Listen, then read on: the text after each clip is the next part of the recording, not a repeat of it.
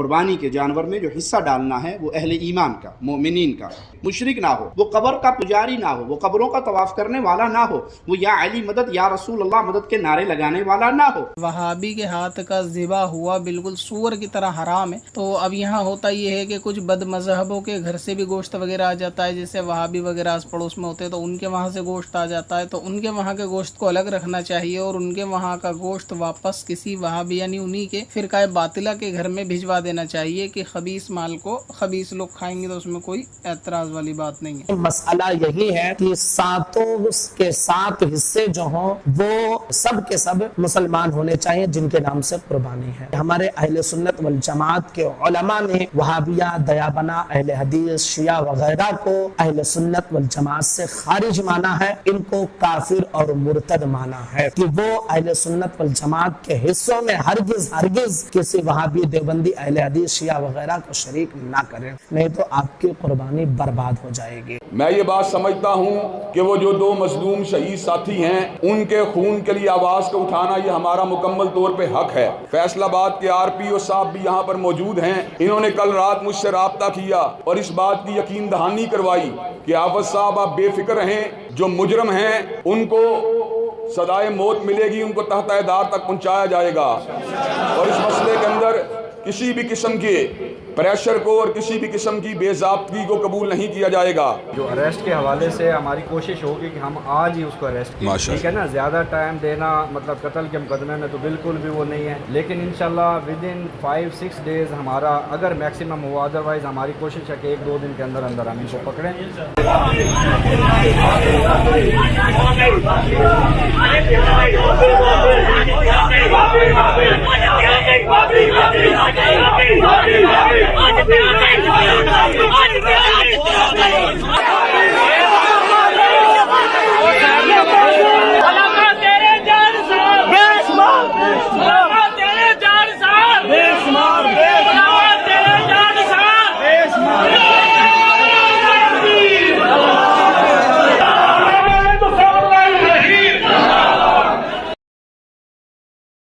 الحمدللہ رب العالمین والصلاة والسلام علی سید الانبیاء والمرسلین وعلی آلہ واصحابہ اجمعین الی یوم الدین۔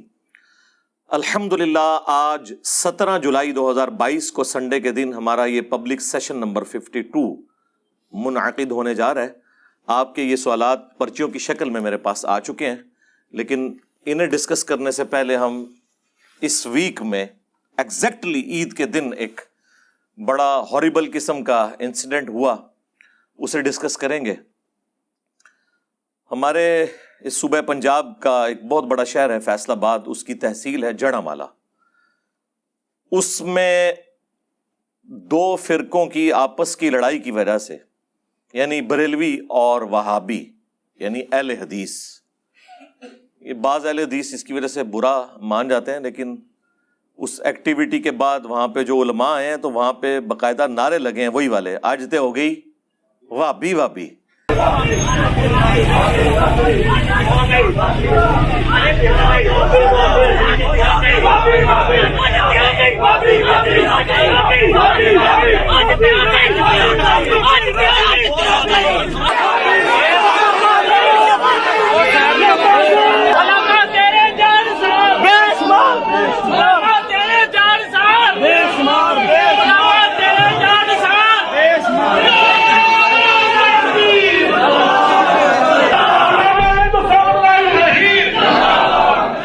تو جب وہ خود اپنے آپ کو فخریہ کہہ رہے ہیں تو پھر ہمیں کہنے میں کوئی آر نہیں ہے، یہ ان کے لیے چھیڑ نہیں ہونی چاہیے۔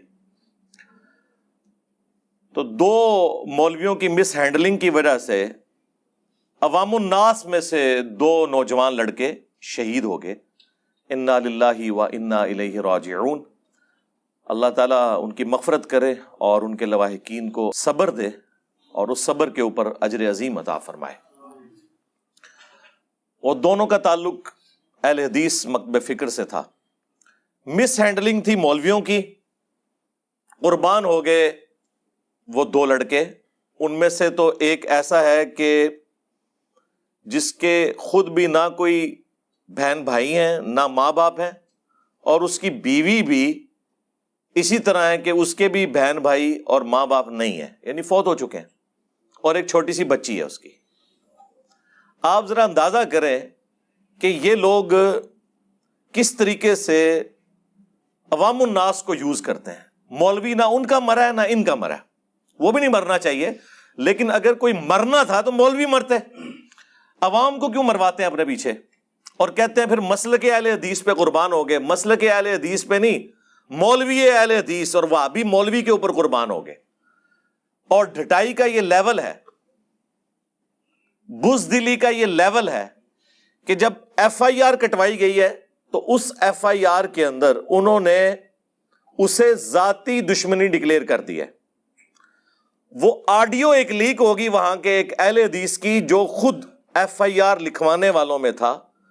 اس نے آڈیو ایک بھیجی کسی عالم دین کو، وہ چونکہ وہ دوسری پارٹی سے تعلق رکھتے تھے، یعنی اہل حدیث میں بھی گروپنگ ہوئی ہے نا، وہ ناصبی اور اس اعتبار سے یزیدی اور حسینی کے اعتبار سے انہوں نے پکڑ کے وہ نیٹ کے اوپر چڑھا دی اور وہ سب کے پاس آ گئی. اس میں وہ کہہ رہا ہے کہ جی مجھے خود شرمندگی ہے کہ میں نے اپنے وہابی مولوی کو بچانے کی خاطر اسے ذاتی دشمنی ڈکلیئر کر دی ہے.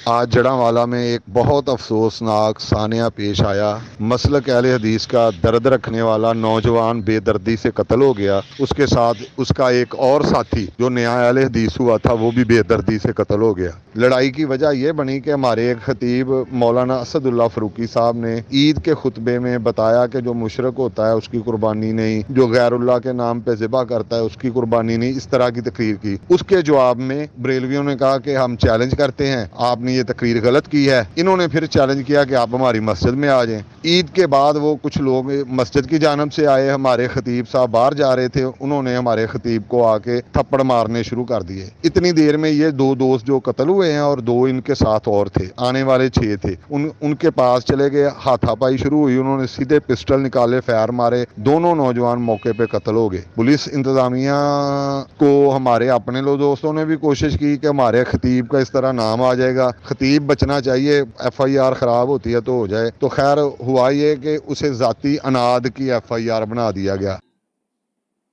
حالانکہ بالکل جھگڑے کی وجوہات سب کو معلوم تھی، اور وہ جھگڑا یوں ہوا کہ پہل جو ہے وہ وہابیوں کی جانب سے ہوئی، یعنی اہل حدیث کی جانب سے.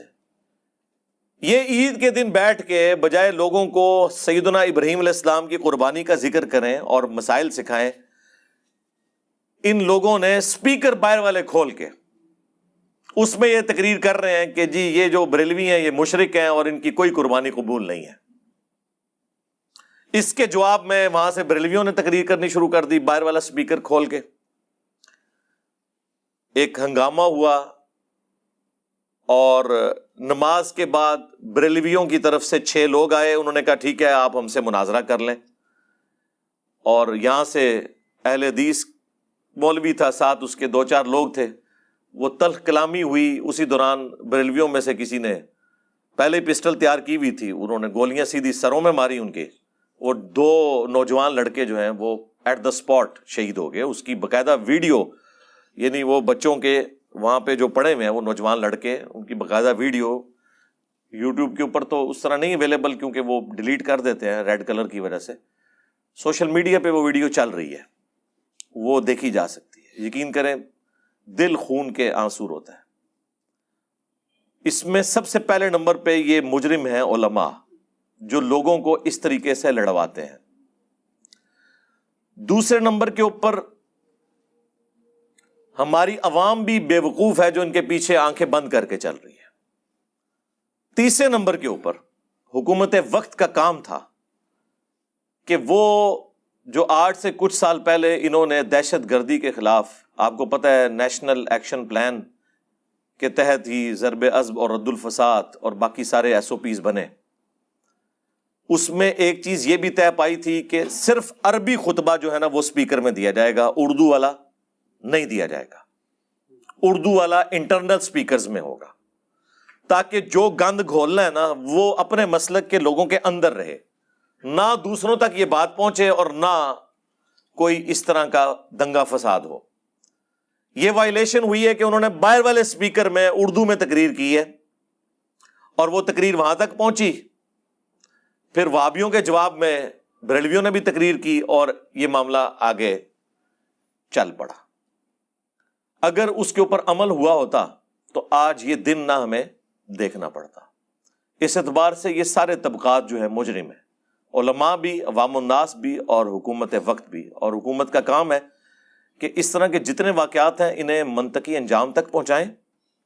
میری پرائم منسٹر سے ریکویسٹ ہے اسپیشلی کہ انہیں اس کے لیے اسپیشل جوڈیشل کمیشن بنانا چاہیے، تمام مکاتب فکر کے بڑے بڑے علماء کو میڈیا کے سامنے لا کر پریس کانفرنس کروائیں، بریلویوں سے مفتی منیب الرحمان صاحب کو، چھوٹے بچوں کو نہیں لانا، ان کی کوئی اوقات نہیں ہے، دیوبندیوں سے مفتی تقی عثمانی صاحب کو، اہل حدیث سے ساجد میر صاحب کو، اہل تشیع سے ساجد نقوی صاحب کو، یہ پبلکلی اکٹھے ہاتھوں میں ہاتھ ڈال کے، جس طرح یہ پولیٹیکل اپنے معاملات کے اندر اکٹھے ہو جاتے ہیں اور مدارس کے خلاف کوئی قانون پاس ہو تو یہ اکٹھے ہو جاتے ہیں اپنی روزی روٹی کے لیے، تو یہ اکٹھے ہو کر اناؤنسمنٹ کریں کہ جی جو بھی قاتل ہیں انہیں فوراً مقدمہ چلا کر سزائے موت دی جائے، نمبر 1۔ نمبر 2، وہ پابند کریں کہ آئندہ سے جو مولوی بھی اردو والی تقریر یا پشتو والی تقریر یا پنجابی والی تقریر یعنی ادر دین عربی سپیکر میں کرے اسے جیل میں ڈالا جائے۔ ان لوگوں کی تقریریں اس قابل ہی نہیں ہیں کہ یہ پبلکلی عام کی جائیں۔ ٹھیک ہے، جو کچھ تم نے بیان کرنا ہے اپنی پبلک میں جھوٹ سچ بیان کرو، دوسروں کی پبلک کو کیوں ڈسٹرب کرتے ہو؟ یہ حکومت کا کام ہے کہ فرنٹ سے لیڈ کرے اور اس طرح کے ایک واقعے کو منطقی انجام تک پہنچایا جائے تاکہ آئندہ آنے والے واقعات رک جائیں۔ اور اس سے بڑھ کر یہ چاروں بڑے پریس کانفرنس میں اناؤنسمنٹ کریں والنٹیئرلی کہ اگر کوئی اس طرح کی ایکٹیویٹی آندہ ہوتی ہے ہم خود اپنے مولویوں کو حکومت وقت کے حوالے کریں گے، اور گڈ جیسچر کے طور پہ سب سے پہلے وہابی اپنا وہ مولوی جو تقریر کرنے والا تھا اسے پکڑ کے پولیس کے حوالے کریں، اور بریلویوں کے مولوی کو بھی پولیس کے حوالے کیا جائے۔ ان کا کہیں ذکر ہی نہیں آ رہا اس حوالے سے، جی قاتل گرفتار ہو گیا، قاتل اور جو قتل کروانے والے ہیں وہ گرفتار تو نہیں ہوئے، وہ تو مولوی ہیں دونوں فرقوں کے، ان کا کہیں ذکر ہی نہیں ہے۔ ان کو پہلے پکڑنا چاہیے جنہوں نے اس طرح کی سوچ ڈیولپ کی ہے، جنہوں نے اس پورے کے پورے معاملے میں بنیاد رکھی ہے لڑائی کی، انہیں پہلے پکڑ کے اندر کیا جائے اور جو سزا ان کی بنتی ہے انہیں وہ سزا دی جائے۔ یہ سہولت کار ہے، بلکہ سہولت کار بھی چھوٹا لفظ ہے، یہ بیسیکلی پش پناہ ہے ان کے، اصل ڈان یہ مولوی ہیں، انہیں پکڑا جائے۔ تو یہ تو ہماری اس حوالے سے ریکویسٹ تھی۔ اب اس پورے واقعے کے اندر عید کے دن یہ واقعہ ہونا پاکستان کے لیے جو بدنامی کا باعث بنا، جو عام پبلک کے اندر اس کی دہشت پھیلی، اس کی ریمیڈی تو اتنی آسانی سے ممکن نہیں ہے۔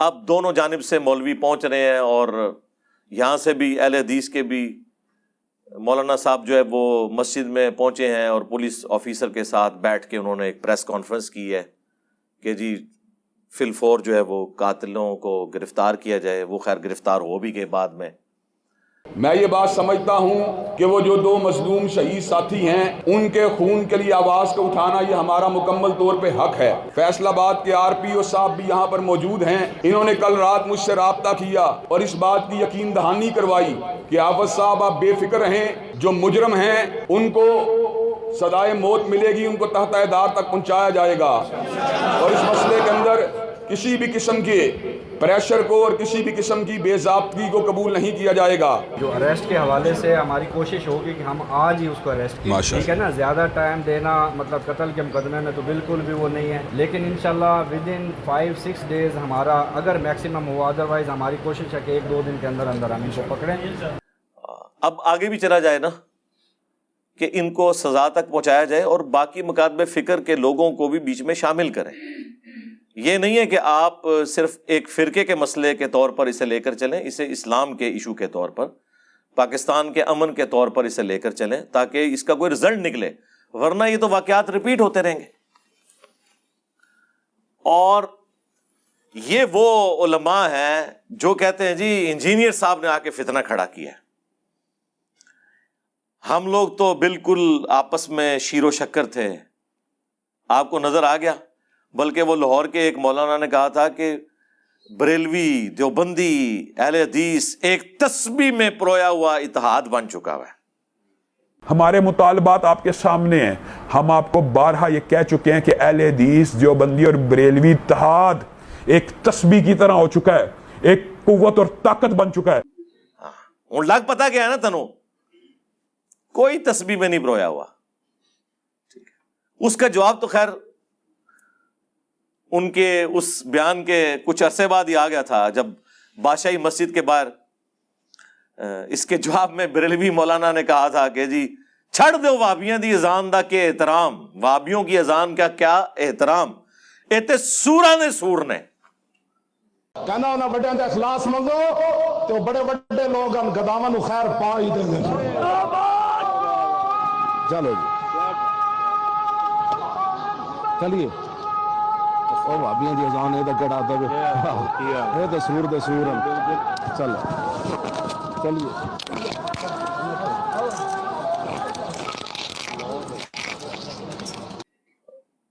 یعنی جس طرح سور نجس جانور ہے نا، اس طرح انسانوں میں سور سے بھی بڑھ کے اگر کوئی سور ہے تو یہ ہے، یا اس سے بھی آسان اگر میں تشریح کروں کہ جو سور یعنی خنزیر کی کمیونٹی ہے نا، وہ بھی جسے سور سمجھیں گے نا، ہاں وہ وہابی ہیں۔ اور وہابی جب بریلوی کہہ رہا ہو تو اس سے مراد دیوبند اور اہل حدیث دونوں ہیں، کیونکہ وہ بادشاہی مسجد دیوبند کے پاس ہے، اہل حدیث کے پاس نہیں ہے، لہٰذا انہوں نے ان کو وہابی کہا۔ اگر وہ ان کو وہابی کہہ رہے ہیں تو جو اہل حدیث ہیں تو وہ آپ سمجھ لیں گے۔ وہ سیالکوٹ کے ایک مولانا تھے، وہ تقریر میں ان سے پوچھا گیا کہ یہ بتائیں کہ آپ کہتے ہیں دیوبندی بھی وہابی ہیں اور اہل حدیث بھی وہابی ہیں، ان دونوں میں فرق کیا ہے؟ انہوں نے کہا کہ جی ایک کتا ہے نا، یہ تو ہو گیا دیوبندی، اور اگر اس کتے کے کان بھی کاٹ دیے جائیں تو یہ وہابی ہو گئے، یعنی اہل حدیث۔ وہ وہابی دیوبندی اور یہ وہابی اہل حدیث، یہ ان کے آپس میں پیار محبت ہے، وہ آپ کو پتہ ہے۔ اور یہ جو قربانی والا ایشو جو جس کے اوپر سارا دنگا فساد ہوا ہے، ان کی باقاعدہ ذمہ دار علماء کی ویڈیوز موجود ہیں۔ وہ جو ایک لال رومال والے ہیں سعودیہ کے اندر، ان کی باقاعدہ ویڈیو موجود ہے کہ یہ جو کلمہ گو مشرک ہیں وہ بریلویوں کی طرف ہی اشارہ کر رہے ہیں۔ اگر ان میں سے کسی نے قربانی میں حصہ ڈال دیا اہل حدیث کے ساتھ تو ساری قربانی ضائع ہوگی۔ جی قربانی کے جانور میں جو حصہ ڈالنا ہے وہ اہل ایمان کا، مومنین کا، مشرک نہ ہو، وہ قبر کا پجاری نہ ہو، وہ قبروں کا طواف کرنے والا نہ ہو، وہ یا علی مدد، یا رسول اللہ مدد کے نعرے لگانے والا نہ ہو۔ اور اس کے مقابلے پہ بریلویوں نے تو کہا ہے کہ ہمارے بزرگوں نے وہابیوں کو مرتد ڈکلیئر کیا ہوا ہے، ان کی قربانی ضائع ہے، اور اگر انہوں نے ہمارے ساتھ کہیں حصہ ڈال دیا تو ہماری قربانی بھی فارغ ہے۔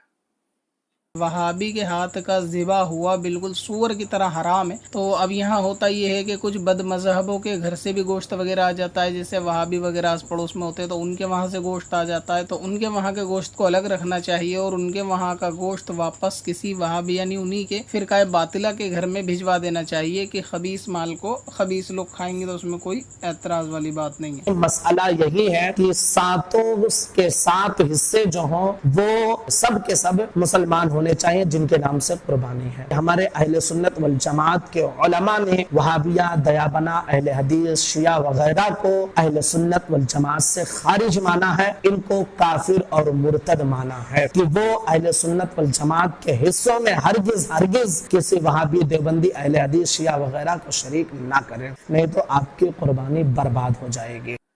یعنی یہ ویڈیوز پہلے سے موجود ہیں، وہ کوئی نئی بات نہیں انہوں نے کی ہے، آلریڈی ان کے یہ عقائد ہیں۔ اور اس سے بھی بڑھ کر اگر ہم بات کریں حسام الحرمین کی، المہند علی المفند کی، احکام شریعت کی، اور البریلویہ کتاب کی، تو یہ سارے فرقے ایک دوسرے کو بہت پہلے اسلام سے خارج کر چکے ہیں۔ حسام الحرمین میں احمد بریلوی صاحب نے 1905 میں یہ کتاب لکھی، جس میں انہوں نے ڈکلیئر کیا علماء دیوبند کے حوالے سے کہ یہ سب کے سب مرتد یعنی واجب القتل اور اسلام سے خارج ہیں۔ اور اس کے جواب میں 1906 میں جب المہند علی المفند دیوبند نے لکھی تو انہوں نے کہا کہ یہ جو بریلوی ہیں اور ان کی پوری جماعت انکلوڈنگ ان کے امام کے، یہ ایک شیطانی لشکر ہے جو ہم پر حملہ آور ہوا ہے۔ علماء دیوبند رضی اللہ عنہم پر، 14ویں صدی کے مولویوں کو رضی اللہ عنہم لکھا، جیسا کہ انبیاء پر شیاطین حملہ آور ہوتے تھے، یعنی انبیاء پر جو شیاطین حملہ آور ہوتے تھے وہ مسلمان نہیں ہوتے تھے، کافر شیاطین، یعنی کافر ڈکلیئر کر دیا۔ پھر یہی لاہور کا مولوی وہابی کہتا تھا نا کہ جی انجینئر صاحب ایویں کہتے ہیں کہ جی ہم ایک دوسرے کو مسلمان نہیں سمجھتے، اور میں نے ان کو چیلنج دیا تھا کہ کوئی بریلوی، کوئی اہل حدیث، کوئی دیوبندی کیٹاگوریکل سٹیٹمنٹ مجھے دے دے کہ ہمارے سوا سارے فرقے اگرچہ گمراہ ہیں لیکن جن عقیدوں پر قائم ہیں، انہی عقیدوں پر اگر انہیں موت آ گئی تو ایک نہ ایک دن اپنا عذاب بھگت کے جنت میں چلے جائیں گے۔ کوئی آج تک تیار نہیں ہوا، کیونکہ وہ دنیا میں عذاب کاٹے گا اپنے علماء اور اپنی عوام کا اگر یہ بات کرے گا۔ تو یہ وہابی ایک مولوی نے گلے پھاڑ کر کہا تھا کہ جا تیرا یہ بھی میں اعتراض دور کرتا ہوں، کوئی بریلوی ہو، کوئی دیوبندی ہو، کوئی اہل حدیث ہو، اگر شرک نہ کرتا ہو۔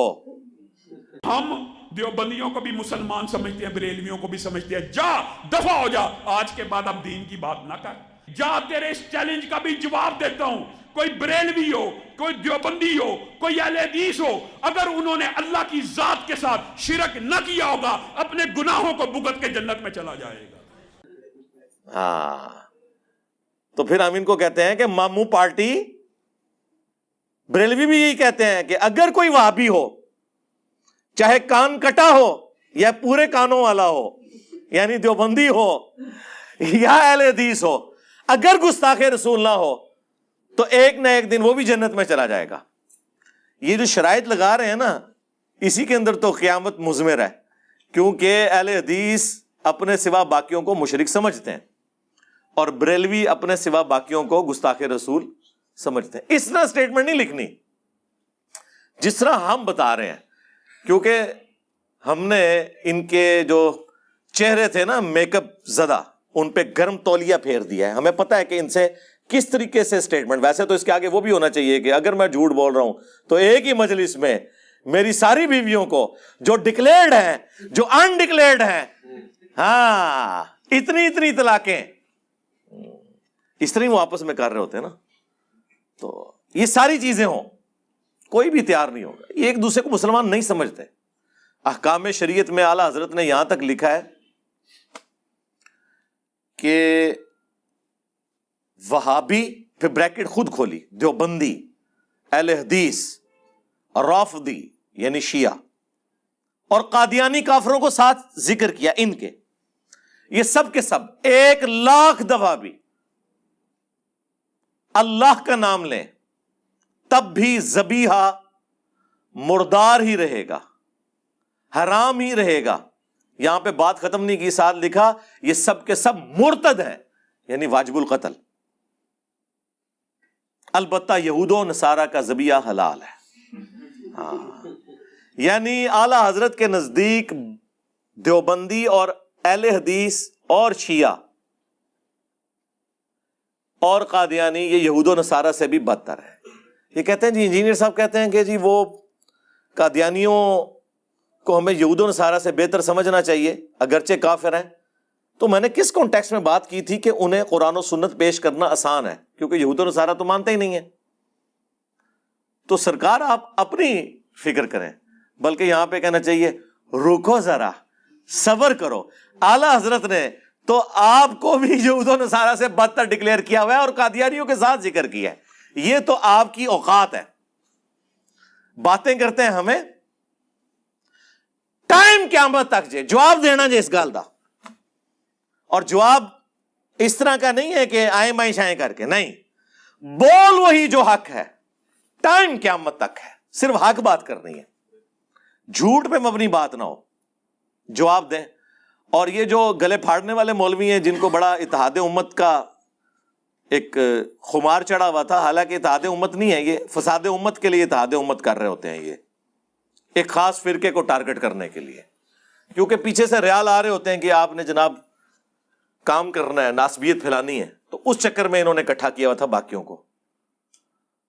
ان کے جو ابا جان ہیں انہوں نے البریلویہ کتاب کے اندر جو جو لغویات بلکہ بکواسیات لکھی ہیں اور جھوٹی چیزیں منسوب کی ہیں احمد بریلوی صاحب کی طرف, وہ تو ایک پورا ایک الگ سے چیپٹر ہے. 2008-9 کی بات ہے, میں نے شیخ زبیر لیزئی رحمہ اللہ تعالی سے خود ذکر کیا کہ یہ البریلویہ کتاب آپ اتنی کوٹ کرتے ہیں, یعنی آپ سے مراد وہابی لوگ, اس میں تو یہ جھوٹے الزامات لگے ہوئے ہیں, اور وہی جھوٹے الزامات ڈاکٹر اسرار صاحب بھی ریپیٹ کرتے رہے, کیونکہ ان کی تو تحقیق ان معاملوں میں ہے ہی نہیں تھی. وہ بڑا آپ نے مشہور وہ شعر سنا ہوگا, وہی جو مستوی عرش تھا خدا ہو کر مدینے میں اتر پڑا مصطفیٰ ہو کر. یہ منتخب نصاب میں ڈاکٹر اسرار صاحب نے احمد بریلوی کے کھاتے میں ڈال دیا. البریلویہ کتاب میں یہ بریلویوں کے کھاتے میں ڈلا ہوا ہے, جس کے اوپر انہوں نے پھر مناظرہ ہارا ہے بعد میں, شوکت سیالوی کا اور طالب الرحمان صاحب کا, وہ لال رومال والوں کے بڑے بھائی کا مناظرہ ہوا تھا. انہوں نے 40 منٹ پھر مٹی پلیت کی. انہوں نے کہا شاہ جی یہ ہماری کتاب سے شعر نکال دیں, میں آج کے بعد اہل حدیث ہونے کے لیے تیار ہوں. شاہ جی نو پھر کچھ چیز نظر نہیں آئی. شاہ جی بھی ابا جی کے پیچھے لگے سن, اور جن کتابوں سے یہ کفریات بیان کر رہے ہیں نا, احمد بریلوی صاحب نے فتاوی رضویہ کے اندر وہ ساری کتابیں گھر میں رکھنا حرام, ان کی خرید و فروخت حرام, انہیں پڑھنا حرام ڈکلیئر کیا ہوا ہے. جن کتابوں کے حوالے بریلویوں کے کھاتے میں البریلویہ کتاب میں ان کے ابا جی احسان اللہ ظہیر صاحب فوت ہو گیا, اللہ تعالیٰ ان کی غلطیوں سے درگزر کرے, کام ڈال کے چلے گئے, اور یہ عربیوں کو خوش کرنے کے لیے انہوں نے یہ کتاب لکھی, پھر اردو میں پھر اس کا ترجمہ ہوا, وہ سارے حوالے وہاں سے دیے میں. تو جب بابوں نے کام ڈالا ہے, آج کیا اتحاد امت کی ہم بات کریں جی, یہ اکٹھے بیٹھ بھی جائیں, ان کے بڑے ایک دوسرے کو نکال چکے ہیں. اب ہونا چاہیے اکٹھے بیٹھیں, سب سے پہلے قنوت نازلہ پڑھیں اپنے مرے ہوئے بزرگوں کے اوپر جو کام ڈال کے گئے ہیں, کیونکہ جب تک آپ ان سے اعلان برات نہیں کرتے یہ چھوٹے تو لڑتے رہیں گے, الٹا یہ آپ کو بھی ٹانٹ کریں گے کہ آپ لوگوں نے اسلاف کا منہج چھوڑ دیا ہے. ہاں جی, یہ یعنی اہل حدیث اس طرح کی لینگویج یوز کریں گے. بریلوی کہیں گے آپ نے بزرگان دین کا راستہ چھوڑ دیا.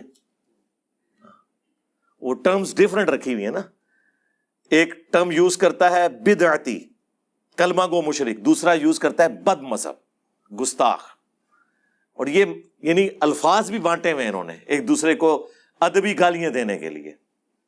جب تک ان کے بڑوں کو آپ نہیں کہتے کہ وہ اپنے بڑوں کو کٹہرے میں لا کے کھڑا کریں زندہ یا مردہ, اور بتائیں انہوں نے یہ سارے غلط کام کیے ہیں, اس وقت تک یہ جو جڑاوالا میں واقعہ ہوا ہے نا, یہ واقعات ہوتے رہیں گے. کیونکہ ہم نے جس قسم کی تربیت کی ہے نا پچھلے خصوصاً 100-150 سال کے اندر, یہ رزلٹ آنے والی نسلوں کو بھی بھگتنے پڑیں گے. یہ معاملات اس طریقے سے چلتے رہیں گے. تو میں اس طرح کے ایشوز کے اوپر اتنا کھل کے اس لیے بولتا ہوں تاکہ جو پڑھا لکھا طبقہ ہے ایٹ لیسٹ وہ تو جرت کرے کہ اس طرح کے جو مولوی ممبروں پر بیٹھے ہوئے باتیں کر رہے ہیں, جب وہ اس قسم کی کوئی بات کریں تو انہیں روک دیں.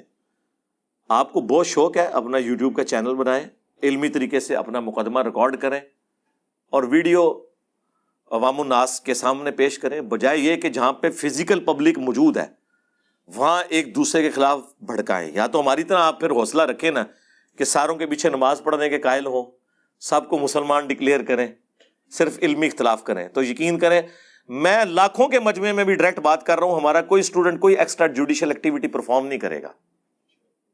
بھگت رہے ضرور ہیں کریں گے نہیں, تربیت ہی نہیں ہے ان کے, اس لیے کرتے ہیں کہ ان کی تربیت ہوئی ہوئی ہے. 2017 کے اینڈ پہ معاملات تھوڑے خراب ہونا شروع ہوئے جب پہلی دفعہ مجھ پہ مرڈر اٹیمپٹ ہوئی تھی اکتوبر میں 2017 میں. اس کے بعد پولیس والوں نے ہمیں کہا کہ آپ ایک ایفیڈیوٹ لکھ دیں ہمیں, باقیوں سے بھی ہم لے رہے ہیں تاکہ اکیڈمی میں کوئی جھگڑا نہ ہو کہ آپ یہاں پہ کوئی مناظرہ بازی یہ نہیں کریں گے.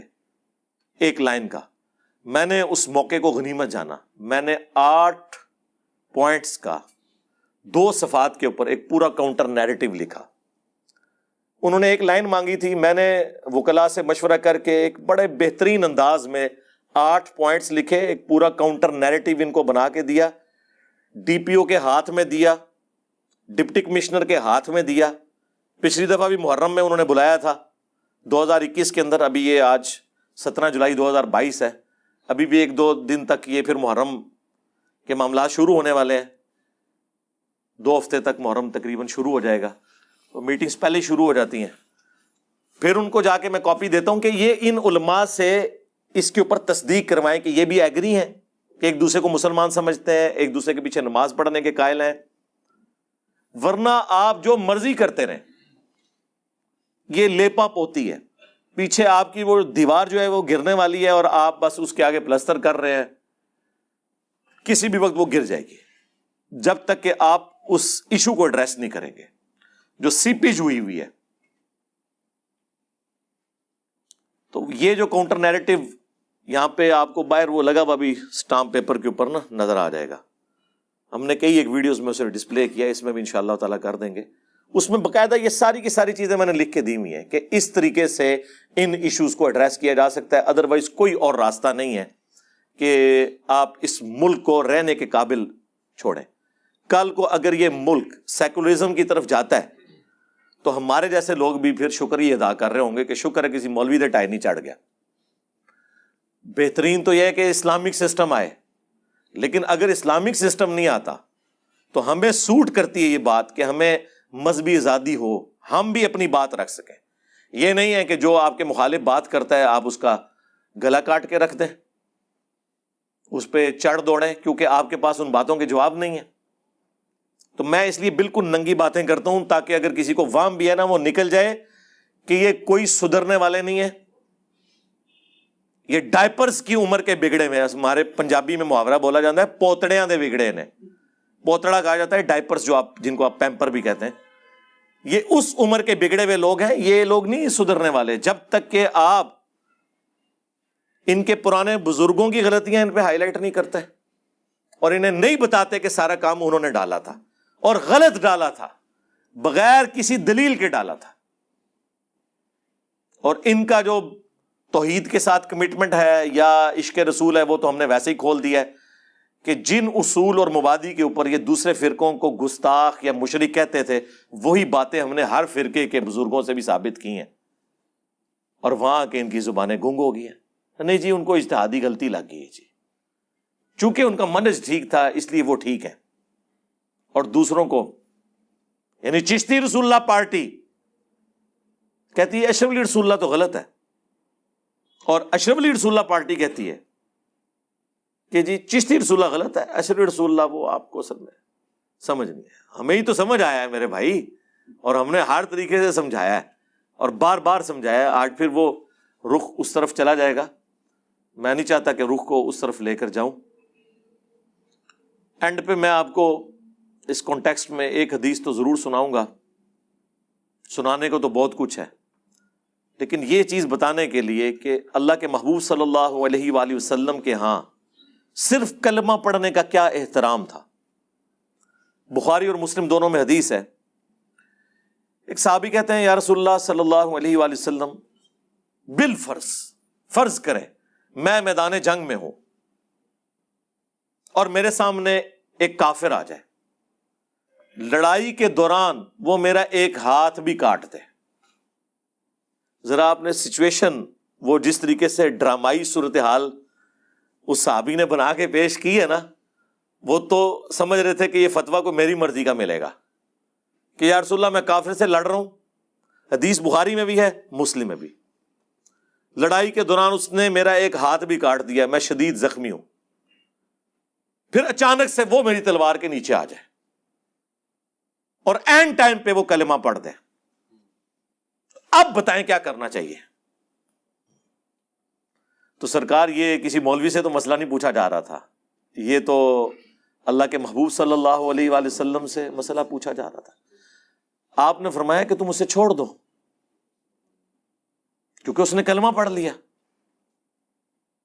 ان کا یا رسول اللہ میرا ہاتھ کاٹ دیا۔ آپ نے فرمایا اگر تم نے اسے قتل کیا تو قتل کرنے سے پہلے جس جگہ پہ وہ تھا نا، اس کے قتل کرنے کے بعد تم اس جگہ پہ آ جاؤ گے اور وہ تمہاری جگہ پہ آ جائے گا اللہ کے نزدیک۔ ہاں، یعنی تم مومن تھے اور وہ کافر تھا، تم کفر کی طرف چلے جاؤ گے، وہ مومن ڈکلیئر ہو جائے گا اللہ کے ہاں۔ یہ کتنا خطرناک معاملہ ہے۔ یہ حدیث میں نے آج پہلی دفعہ آن ایئر بیان کی ہے۔ وہ دوسری اسامہ ابن زید والی تو میں نے کافی دفعہ بیان کی ہے، وہ بھی اس کو سپورٹیو ہے، اس میں تو فزیکلی یہ واقعہ ہوا ہے، بخاری مسلم دونوں میں حدیث ہے۔ اسامہ ابن زید کہتے ہیں ایک جنگ کے دوران جب ایک کافر میری تلوار کی زد میں آ گیا تو ظاہر ہے اس نے ڈر کی وجہ سے، پاسبلٹی تو یہی تھی، اس نے کلمہ پڑھ دیا، پھر بھی انہوں نے اسے قتل کر دیا، لیکن دل میں قلق تھا۔ کچھ عرصے کے بعد نبی الاسلام کا ذرا موڈ چیک کیا اور تھوڑی جرأت کی بات کرنے کی، اور کہا یا رسول اللہ اس طرح یہ ہوا تھا میرے ساتھ، تو اس نے اینڈ ٹائم پہ کلمہ پڑھ دیا تو میں نے اسے قتل کر دیا۔ تو نبی علیہ السلام نے فرمایا کہ جب اس نے کلمہ پڑھ لیا تھا تب بھی تو نے اسے قتل کر دیا؟ تو انہوں نے عرض کی اے اللہ کے رسول اس نے تو ڈر کے کلمہ پڑھا تھا صلی اللہ علیہ وآلہ وسلم۔ اب کسی حد تک ان کی اسیسمنٹ درست تھی، ہم بھی ہوتے تو یہی اسیسمنٹ کرتے، این ممکن ہے کہ ایسا ہی ہوا ہو، لیکن اس کے بھی چانسز ہیں کہ ایسا نہ ہوا ہو۔ نبی علیہ السلام اتنے جلال میں آئے، آپ نے فرمایا اسامہ جب اس نے کلمہ پڑھ لیا تھا تب بھی تو نے اسے قتل کر دیا؟ ان جملوں کو بھی آپ نے ریپیٹ کیا کہ یا رسول اللہ کر دیا کیونکہ اس نے ڈر کے کلمہ پڑھا تھا۔ پھر آپ علیہ السلام جلال میں آپ نے فرمایا اسامہ تو کیا کرے گا جب وہ قیامت کے دن کلمہ پڑھتا ہوا اللہ کے حضور تیرے خلاف مقدمہ قائم کر دے گا؟ اسامہ تو کیا کرے گا؟ اسامہ تو کیا کرے گا؟ اور یہ جو جملہ ہے نا کہ اسامہ تو کیا کرے گا، اسامہ تو کیا کرے گا، یہ رسول اللہ بار بار ریپیٹ کرتے رہے، یہاں تک کہ اسامہ کہتے ہیں کہ میرے دل میں خواہش ہوئی کاش حضور خاموش ہو جائیں اور آج سے پہلے میں کافر ہوتا، آج ہی کلمہ پڑھ کر مسلمان ہوتا، کم از کم میرے نامہ اعمال سے یہ گناہ تو دھل جاتا۔ یہ اسامہ ابن زید کہہ رہا ہے تسی میں تے شاعری کوئی نہیں۔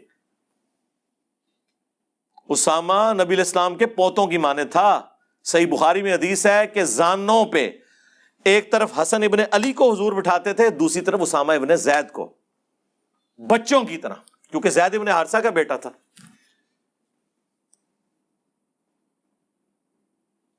اور آپ دیکھ لیں کہ ان کی کیا حالت ہوئی ہے اس وقت، یعنی وہ جس شخصیت سے شفاعت کی امید ہے وہی کہہ رہے ہیں کہ تم کیا کرو گے۔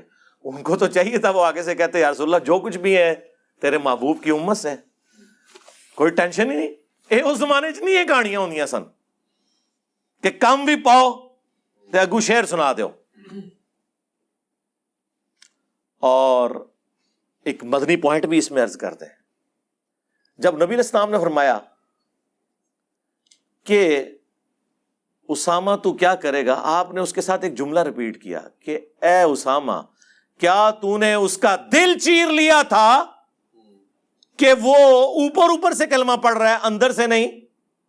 یہ بھی ساتھ جملہ بولا، یہ میں نے اینڈ پہ سنبھال کے رکھا تھا کیونکہ اس کے ساتھ پھر میں نے آگے آپ کی اصلاح کرنی ہے۔ تو آگے سے اسامہ ابن زید نے قطعاً نہیں کہا کہ یا رسول اللہ میں نے دل چیر لیا تھا کیونکہ میرے قدموں کی جو خاک ہے وہ میرے گھوڑوں کے نتنوں میں بیٹھے، بلکہ میرے گھوڑوں کے قدموں کی خاک، یہی کہانی بنائی ہوئی ہے نا ان لوگوں نے، گھوڑے کے نتنوں میں بیٹھے اس کو بھی کوئی غوث کتب ابدال نہیں پہنچ سکتا. تو یا رسول اللہ جب غوث کتب ابدال ایک ہتھیلی پہ پوری کائنات کو دیکھتے ہیں, جی یا رسول اللہ میں نے دل چیر لیا تھا. تو ہم پھر کیوں نہ عرض کریں کہ اگر اسامہ ابن زید کا یہ سٹیٹس ہے کہ وہ کسی کا دل چیر کر نہیں دیکھ سکتے, تے بابت شاہی کوئی نہیں,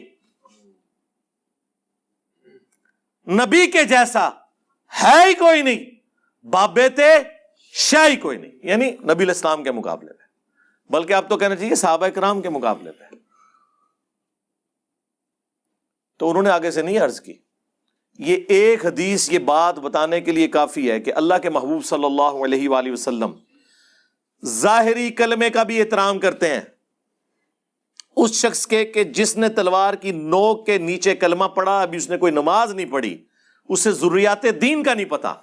یہاں تو مولویوں نے کسی نے نواقض اسلام لکھی ہوئی ہے, ٹھیک ہے جی, کسی نے کچھ لکھا ہوا ہے کہ جی یہ عقیدے ہوں گے ورنہ وہ کافر ہوئے گا.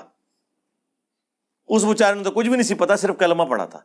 کیا بریلوی, دیوبندی, اہل حدیث, شیعہ ایک دوسرے کے کلمے کا احترام کرتے ہیں اس طریقے سے؟ میں ان کلمے کے احترام کی بات نہیں کر رہا کہ آپ چشتی رسول اللہ یا اشرلی رسول اللہ کا احترام شروع کر دیں. میں لا الہ الا اللہ محمد رسول اللہ یا اشہد ان لا الہ الا اللہ و اشہد ان محمد رسول اللہ, میں اس کلمے کی بات کر رہا ہوں. کیا یہ احترام کرتے ہیں ایک دوسرے کے؟ تو کاٹ دیتے ہیں. مسلمان کو کاٹ رہا ہے. سورۃ النساء میں ایک مسلمان مؤمن کو قتل کرنے کی سزا اللہ نے بیان کی ہے ہمیشہ کی جہنم, ہمیشہ کی, جس نے کسی مؤمن کو جان بوجھ کر قتل کیا. اور اسے سپورٹی وہ حدیث ہے سنن نبی داؤد کی کہ اللہ تعالیٰ یا تو قتل نہ حق معاف نہیں کرے گا یا شرک معاف نہیں کرے گا. ہاں جی, شرک بھی معاف نہیں ہونا. ان اللہ لا یغفر ان یشرک بہ ویغفر ما دون ذلک لمن یشاء. لیکن اس میں بھی اللہ تعالیٰ نے فرمایا تھا اللہ شرک کے گناہ کو نہیں معاف کرے گا, دنیا میں نہیں آخرت میں. دنیا میں تو اگر کسی نے شرک سے توبہ کر لی اللہ تعالیٰ اس کے گناہوں کو بھی نیکیوں سے بدل دے گا. سورۃ الفرقان آیت نمبر 70. آخرت میں معاف نہیں کرے گا.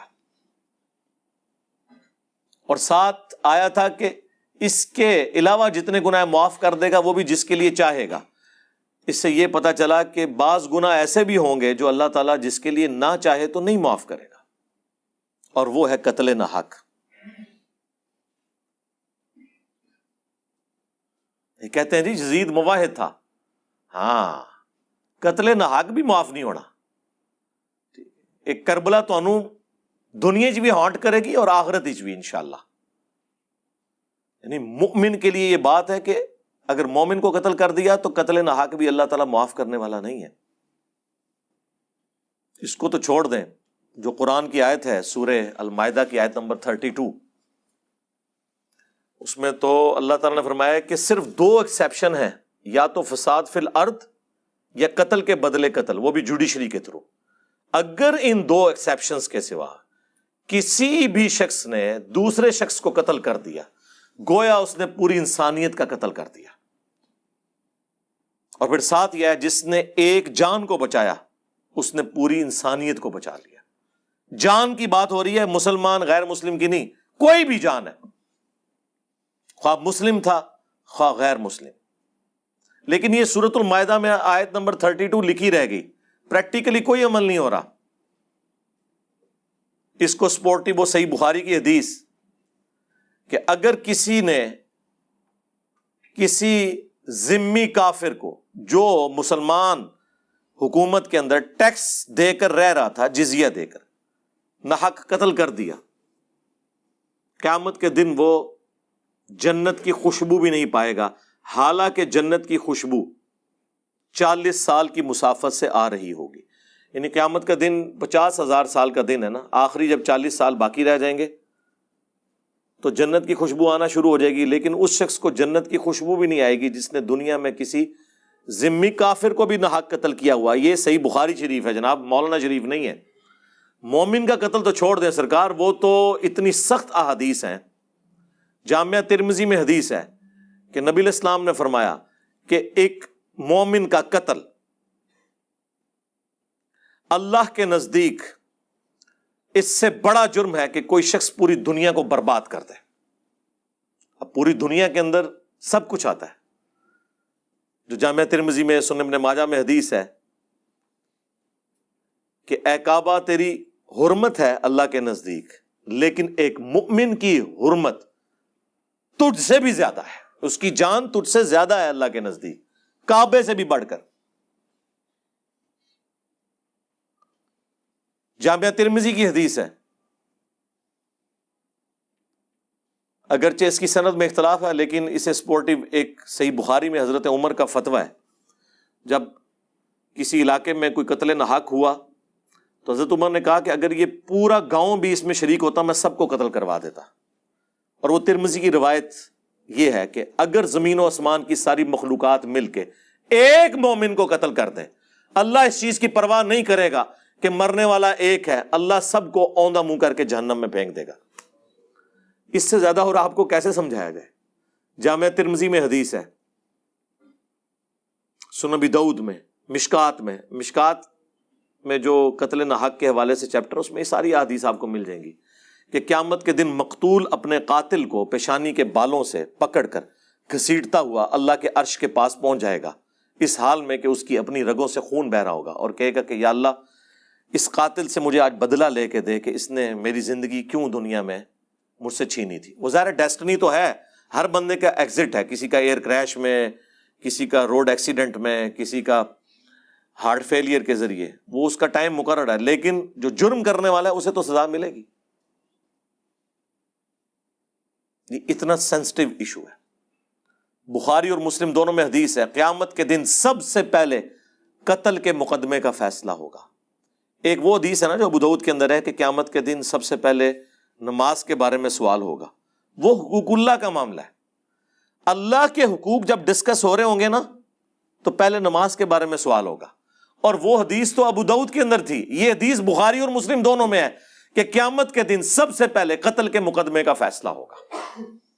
قتل ناحق اللہ کے نزدیک اتنا سینسٹیو ایشو ہے جسے مسلمانوں نے بس اس طرح سمجھ لیا جس طرح ناک پہ مکھی بیٹھی تھی اور اڑا دی. اور اس وقت مسلمانوں کا ایٹیچیوڈ پوری دنیا کے لوگوں کے لیے، چند لوگوں کا ایٹیچیوڈ، سارے مسلمانوں کی بات نہیں کر رہا، وبال جان بنا ہوا ہے. اس دنیا کو ان لوگوں نے رہنے کے قابل نہیں چھوڑا. مسلمان سے ڈرتا ہے. آپ کسی پبلک پلیس پر پاکستان میں رفع الیدین سے نماز پڑھ رہے ہیں، آپ کو یہ خطرہ نہیں ہے کہ وہاں جو صفائی کرنے والا کرسچنز میں سے کوئی ہے وہ آ کے آپ کو جھاڑو بھی مار دے، یا پاس سے کوئی ہندو گزر رہا ہے تو آپ کے اوپر اٹیک کر دے. لیکن اگر پاس سے کوئی عاشق رسول گزر رہا ہے